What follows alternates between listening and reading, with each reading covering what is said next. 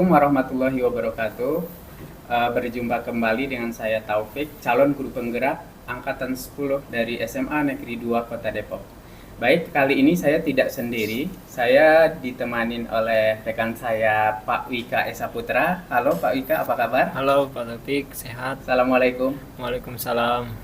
Baik, hari ini kita adakan percakapan pra-observasi nih Pak. Sebelum nanti saya akan amati jalannya proses pembelajaran di dalam kelas ya, atau mungkin proses supervisi yang akan saya amati Bapak di kelas. Adapun tujuan saya melakukan supervisi kelas adalah untuk mengetahui dan juga mengevaluasi jalannya proses pembelajaran yang Bapak lakukan nanti di kelas ya. Dan kenapa kita hari ini melakukan percakapan pra-observasi itu sebagai kesiapan awal sebelum nanti Bapak melakukan kegiatan pembelajaran agar lebih siap dan percaya diri ya, dan tentunya sehingga memberikan pembelajaran yang terbaik bagi murid ya Pak ya. Ya. Oke. Nah, sebelumnya Pak, ada beberapa pertanyaan yang akan saya sampaikan kepada Pak Wika. Yang pertama nih berkaitan dengan tujuan pembelajaran yang akan Pak Wika laksanakan nanti gimana Pak? Baik, berdasarkan rancangan pembelajaran yang saya tuliskan dalam modul pengantar ilmu sejarah, bahwa tujuan pembelajarannya itu adalah peserta didik mampu memahami konsep dasar sejarah, manusia, ruang, dan waktu dalam sejarah. Baik, jadi nanti ada satu tujuan pembelajaran yang akan Pak Wika capai ya dalam pertemuan kali itu ya. Baik Pak Wika, lalu bagaimana area pengembangan yang ingin Bapak capai atau ingin Bapak lakukan nanti ketika diobservasi? Jadi ada area pengembangan yang ingin saya capai. Yang pertama dalam aspek pengetahuan, yang kedua dalam aspek keterampilan. Aspek pengetahuannya meliputi peserta didik melalui kegiatan membaca, peserta didik mampu menjelaskan asal-usul silsilah dengan menggunakan susunan kalimatnya sendiri. Melalui kegiatan membaca, peserta didik mampu membandingkan konsep sejarah atau pengertian sejarah menurut sejarawan dan para ahli dari berbagai macam sudut pandang. Dalam aspek keterampilan, yaitu peserta didik dapat menjelaskan konsep sejarah, manusia, ruang, dan waktu dengan sebuah bagan atau infografis. Lalu peserta didik dapat menyajikan hasil penerapan konsep manusia, ruang, waktu dalam peristiwa sejarah dalam bentuk tulisan. Peserta didik dapat menjelaskan perbedaan manusia sebagai subjek dan juga objek dalam sejarah. Baik, jadi nanti ada dua aspek yang akan Bapak lakukan ya pengembangannya, yaitu di pengetahuan dan juga keterampilan, begitu ya Pak? Betul. Ya.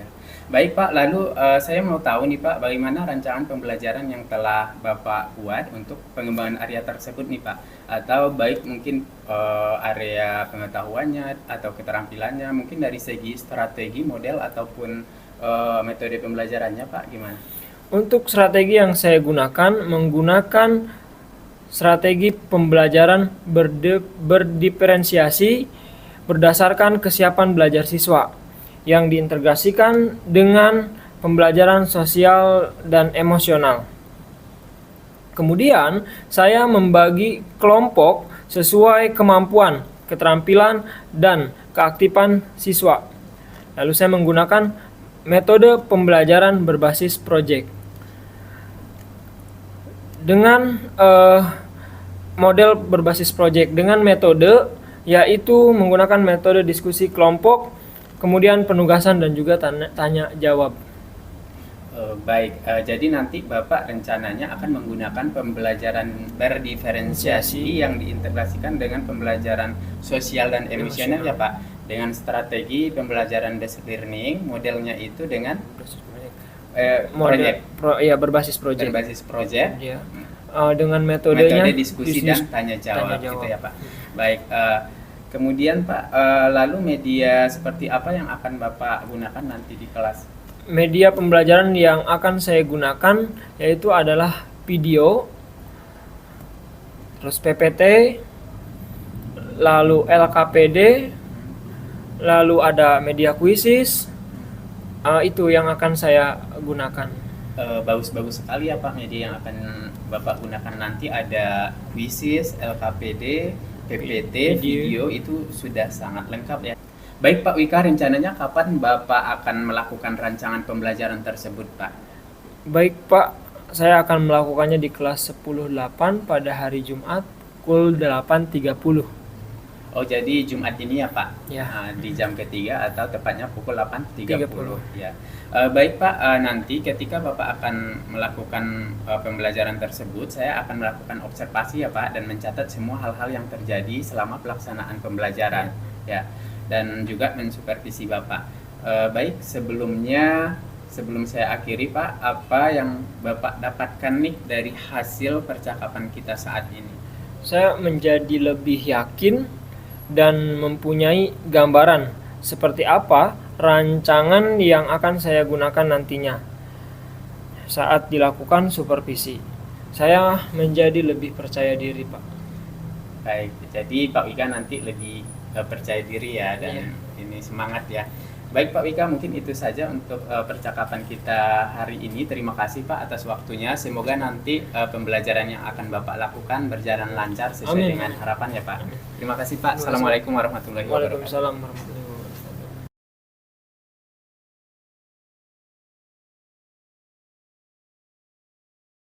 Selamat pagi.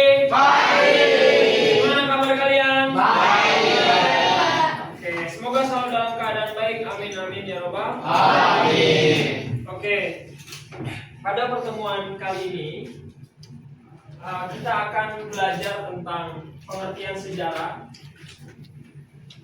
konsep ruang, waktu, dan manusia dalam sejarah. Sebelum kita belajar, Pak Wika ingin tahu hari ini siapa yang tidak masuk? Sebentar, Vero. Nama lengkapnya dong?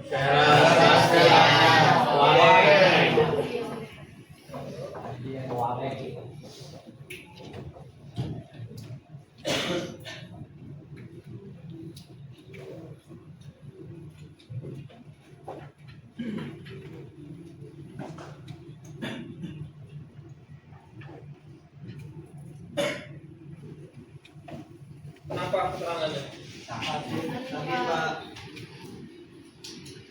Terus? Belum aja. Semoga Vero segera pulih. Amin.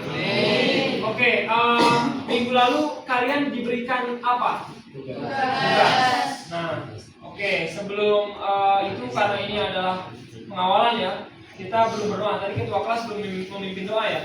Sudah kapan? Sebelum memberi salam. Oh, ya, kita ulangi lagi aja ya. Oke, sebelum belajar agar diberikan kemudahan dan juga kelancaran, berdoa menurut kepercayaan masing-masing dimulai.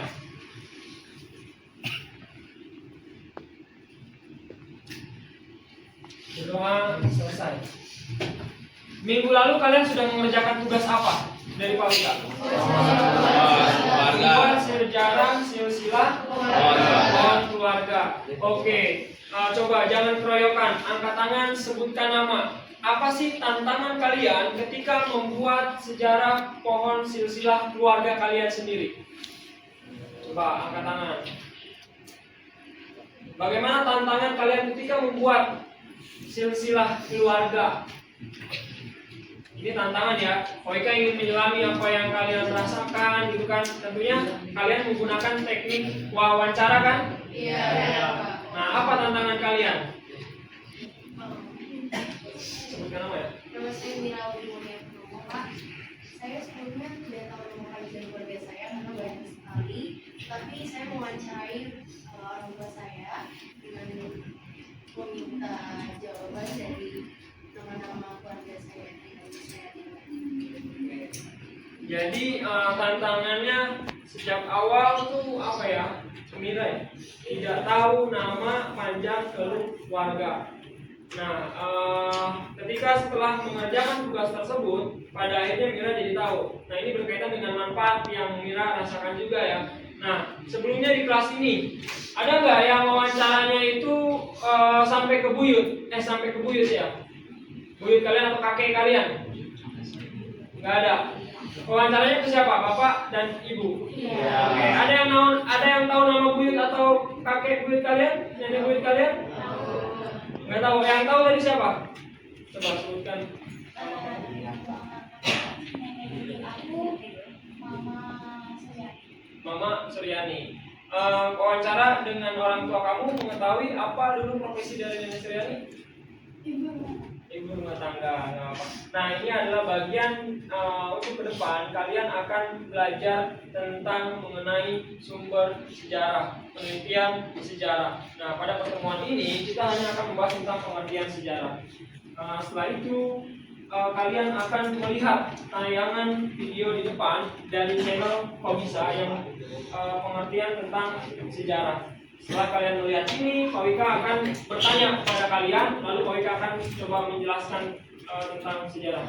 Oke, silakan disimak karena nanti Pak Wika akan bertanya kepada kalian.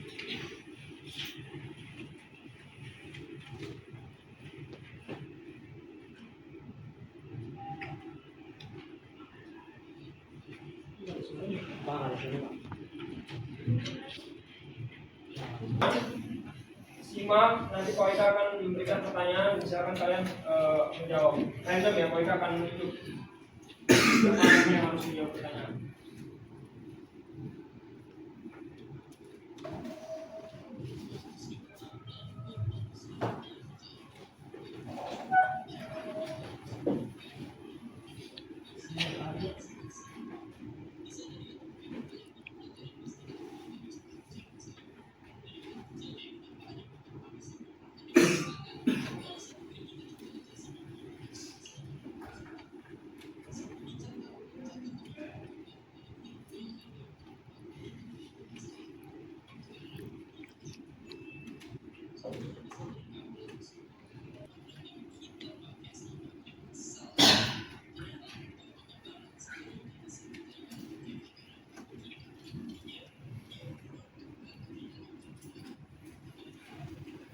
Sudah dilihat tayangan video?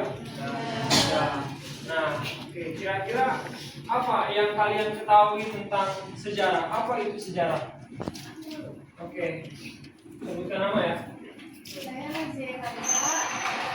Dari video tersebut saya mengetahui bahwa sejarah adalah tulisan yang dimana dibuat oleh nenek-nenek moyang kita sebelumnya. Dan di dalam tulisan tersebut itu ada cara mereka bertahan hidup dan ilmu dari zaman-zaman dahulu yang di-upgrade hingga zaman sekarang dan menjadi peradaban manusia sekarang. Oke, ada lagi siapa? Terima kasih, keren. Ada lagi? Apa coba? Apa itu sejarah? Tulisan. Nah, sejarah ini adalah kumpulan fakta. Kumpulan fakta. Kira-kira kalau ngomongin kumpulan fakta, itu apa fakta dalam sejarah itu, Sultan? Fakta dalam sejarah. Iya.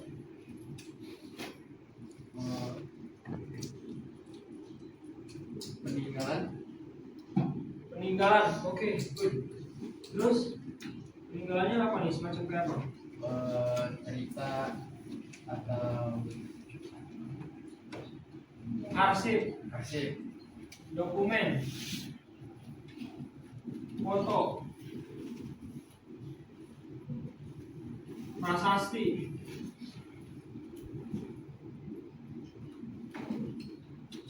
Nah, sejarah itu ngomongin tentang manusia.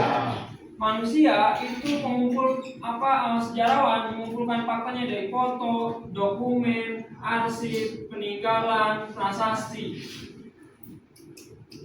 Kalau menurut Eckhart dalam bukunya Apa Itu Sejarah,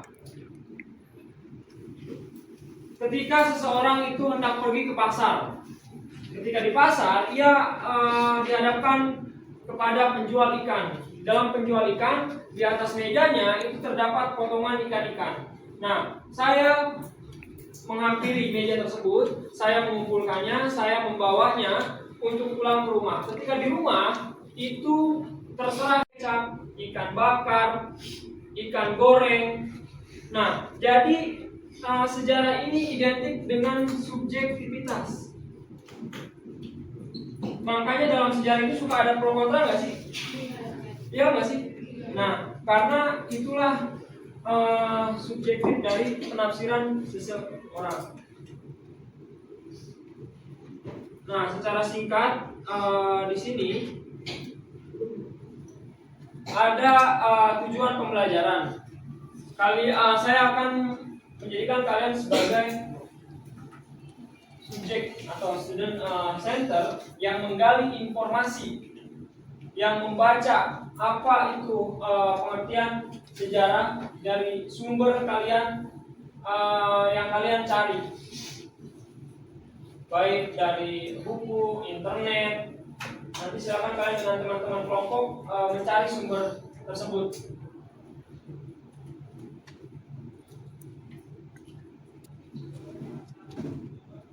Nah, sebelum daripada itu, sejarah menurut bahasa Arab itu sajarotun.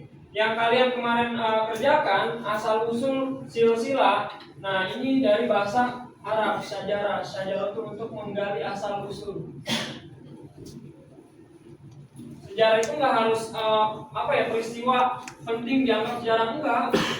Kalau kata Thomas Charlie ya, hidup kalian juga adalah sejarah.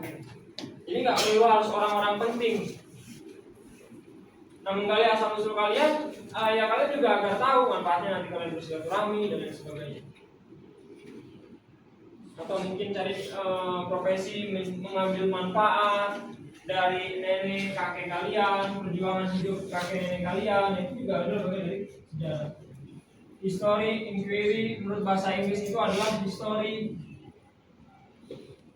Nah, ini identik kalau sejarah itu sebagai ilmu. Dalam ilmu itu ada metode, ada teori, punya objek. Nah, sejarah itu bukan mitos ya. Sejarah nggak bisa dikatakan sebagai mitos. Sejarah itu adalah ilmu, karena dia ada ini objek, metode, teori. Nah, kalau sejarah tidak ditulis, seperti apa yang tadi disampaikan oleh teman kalian, itu akan jadi misteri. Nah, kalau sejarah itu ditulis, akan jadi history. Ngeri kalau sejarah udah jadi misteri. Hanya untuk menakut-nakutkan masyarakat tanpa ada buktinya. Oke, ini Geschichte, sesuatu yang telah terjadi dalam bahasa Jerman. Yunani, orang pandai dulu, Plato, Aristoteles, Socrates, mereka dianggap sebagai orang pandai. Makanya dalam tayangan video tadi, sejarah itu dulunya bukan ilmu, tapi dogma, filsafat. Nah, tokoh atau pelaku sejarahnya yang tadi kalian jelaskan, yang kalian dengarkan, itu namanya siapa? Ada yang masih ingat gak? Joseph Christopher. Nah, itu adalah pelaku sejarah yang menaikkan derajat sejarah dari filsafat atau dogma, doktrin menjadi ilmu. Oke, ini secara singkat ya. Silahkan kalian lihat di Google Classroom. Waktu kalian cuma 10 menit dalam mengerjakan LKPD ini. Kerjakan LKPD sebanyak-banyaknya. Ketika 10 menit kalian berakhir, nanti saya akan minta kalian untuk berpendapat. Bukan berpendapat ya, presentasi perwakilan kelompoknya 1 orang. Nah, ketika kalian sedang mengerjakan LKPD ini, saya akan melakukan pengamatan, observasi, penilaian. Pak, maaf Pak. Belum ada ya? Belum ada.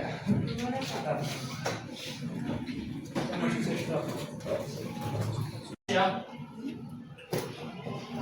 Mira. Gimana?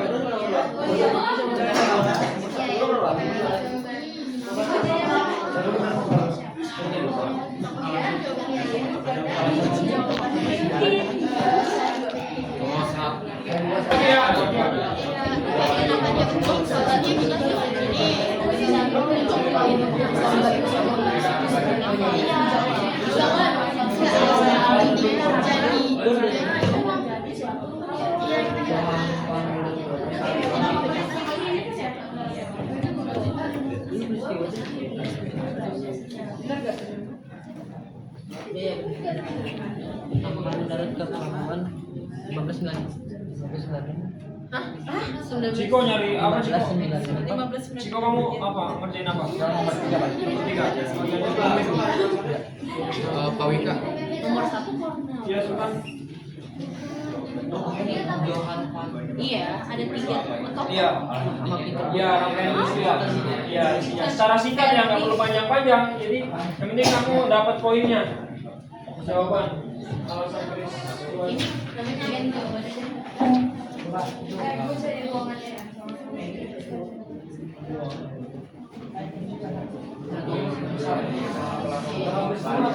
Ya, berapa teman menggunakan Bali ada 1, 2. Ini mau gimana? Kamu mau apa yang tadi? 2. Kenapa? Rahel.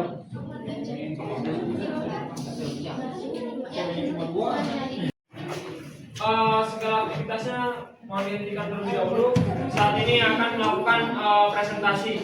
Presentasinya itu hanya satu nomor saja. Kan kalian mengerjakan 5 soal kan? Satu nomor yang kalian presentasi. Setiap kelompok itu harus berbeda tapi catatannya. Oke. Siapa yang mau presentasi duluan angkat tangan? 1, 2, 3. Oke, kelompok Sultan.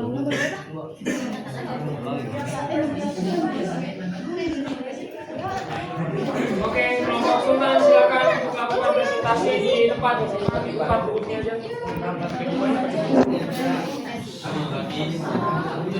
Yang lain, ini karena masih masuk ke dalam rangkaian penilaian sikap saling menghargai dan menghormati, silakan untuk diperhatikan temannya berbicara. Oke. Ya, 1 nomor aja.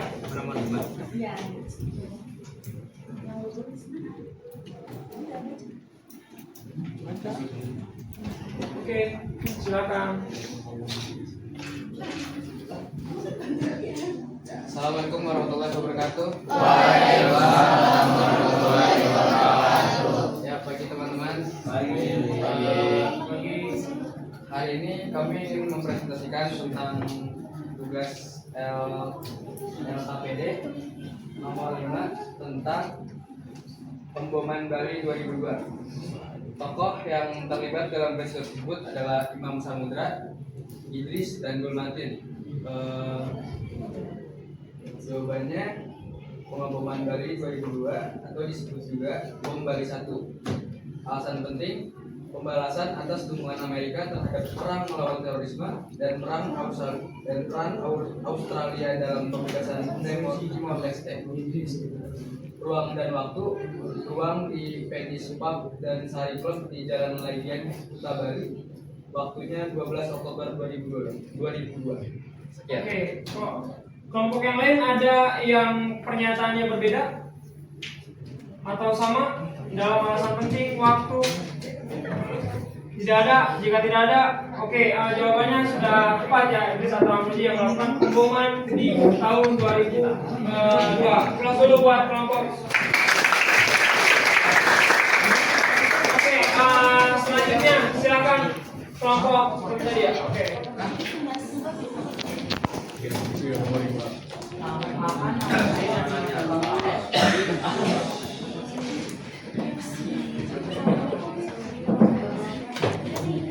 Assalamualaikum warahmatullahi wabarakatuh.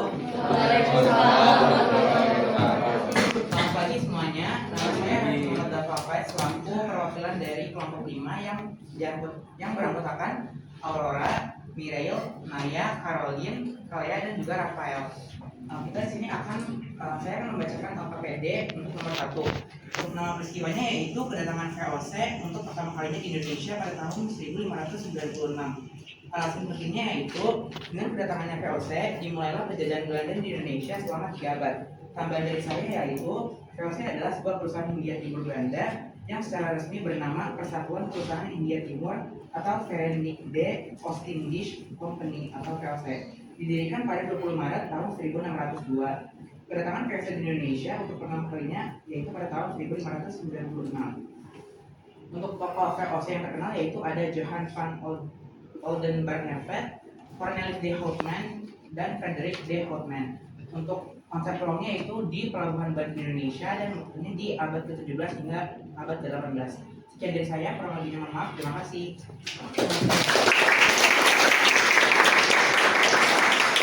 Coba ada yang masih ingat nggak rangkaian waktunya itu tahun berapa tadi tiba di Pelabuhan Banten?